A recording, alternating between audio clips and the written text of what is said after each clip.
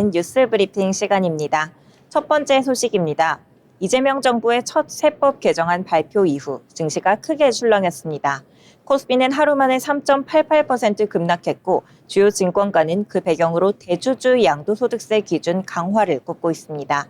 기존 50억이던 기준이 10억으로 낮아지면서 연말 대규모 매도 우려가 커졌고 법인세율 인상까지 겹쳐 상장사 실적에 부담이 커졌다는 분석이 나옵니다. 하지만 배당소득 분리과세 도입은 긍정적인 평가로 받고 있어 배당 성향이 높고 실적이 좋은 종목들에 대한 관심은 커지고 있습니다. 반면 금융, 보험 대형사는 교육세 인상으로 타격이 불가피하다는 평가입니다. 이번 세수 개편으로 AI 반도체, K 콘텐츠, 해운, 방산 등 전략 산업에는 지원이 확대됩니다. 증권가는 이 같은 변화 속에서 종목별 선별적 접근과 산업정책 수혜주에 주목하라고 조언하고 있습니다. 다음 소식입니다. 최근 한미 간 관세 협상이 논란이 되면서 과거 한미 FTA가 재조명되고 있습니다. 2006년 추진 당시 거센 반발과 시위에도 불구하고 협정 발표 이후 한국의 대미 무역 수지는 2배 가까이 증가하며 고부가가치 산업과 수출 산업의 성장을 견인했다는 평가가 나옵니다. 실제로 자동차와 반도체 등 주력 수출품이 대미 무역 흑자의 대부분을 차지했죠. 하지만 이번 관세 협상으로 이런 성과에 제동이 걸렸다는 우려가 커집니다.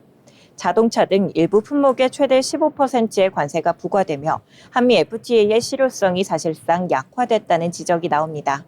특히 이번 협상이 유럽연합 그리고 일본과 동일한 조건에 맞춰졌다는 점에서 기대에 못 미쳤다는 평가도 나오고 있습니다. 반면 쌀, 소고기 추가 개방을 막아낸 점은 일부 성과로 꼽히지만 정치권과 업계에선 여전히 세부 내용을 따져봐야 한다는 신중론이 우세합니다. 다음 소식입니다. 삼성전자가 미국 스마트폰 시장에서 다시 한번 존재감을 과시했습니다. 갤럭시 Z 폴드 7과 플립 7이 미국에서 역대 최고 사전 판매량을 기록하며 큰 인기를 끌고 있는 건데요. 특히 미국 여성 소비자들의 수요가 뚜렷하게 늘었고 색상 선호도에도 변화가 나타났습니다. 이번 Z 폴드 7은 전작보다 얇고 가벼워졌고 디자인 완성도와 내구성도 향상돼 현지 매체들과 유튜버들로부터 극찬을 받았습니다. 가격은 여전히 고가지만 폴더블 폰이 주류로 진입했다라는 평가가 나올 정도입니다. 이러한 성과 덕분에 삼성전자는 2분기 미국 시장 점유율을 31%까지 끌어올리며 애플과의 격차를 크게 좁혔습니다. 다음 소식입니다. 애플이 곧 공개할 아이폰 17 시리즈의 가격이 오를 거란 분석이 나오고 있습니다. 투자은행 제프리스에 따르면 아이폰 17 프로 라인업은 최소 $50, 우리 돈으로 약 7만 원 이상 인상될 가능성이 큽니다. 이번 인상은 부품값 상승과 미국의 대중국 관세 부담을 반영한 결과인데요. 애플은 실제로 지난 분기에만 관세로 약 $8억 비용이 발생했고 3분기엔 $11억 달할 것이란 전망도 나오고 있습니다. 현재 미국 내 아이폰 16 시리즈의 가격은 기본형이 $799, 프로맥스는 $1,199입니다. 아이폰 17이 이보다 더 비싸질 경우 소비자들의 체감 부담은 적지 않을 듯합니다. 미국 IT 매체들은 디자인에 대한 실망감에 가격 인상까지 겹치면 수년 만에 가장 인기 없는 아이폰이 될 수도 있다라는 우려도 내놓고 있습니다. 다음 소식입니다. 최근 태국과 무력 충돌을 겪은 캄보디아가 도널드 트럼프 미국 대통령을 노벨 평화상 후보로 추천하기로 했습니다.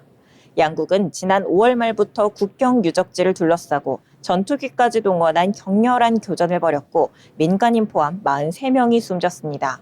하지만 트럼프가 두 정상과 직접 통화해 무역 중단을 경고하며 휴전을 중재, 결국 나흘 만에 휴전이 성사됐습니다. 이에 캄보디아는 그의 외교적 개입이 결정적이었다며 추천 방침을 밝혔고 파키스탄 역시 최근 유사 사례로 그를 추천한 바 있습니다. 트럼프는 나는 많은 전쟁을 끝냈다, 평화 대통령이 자랑스럽다라고 주장했고 백악관 대변인도 노벨 평화상을 줘야 한다며 거들었습니다. 다만 아직 실제 수상 이력은 없습니다. 지금까지 뉴스 브리핑 전해드렸습니다.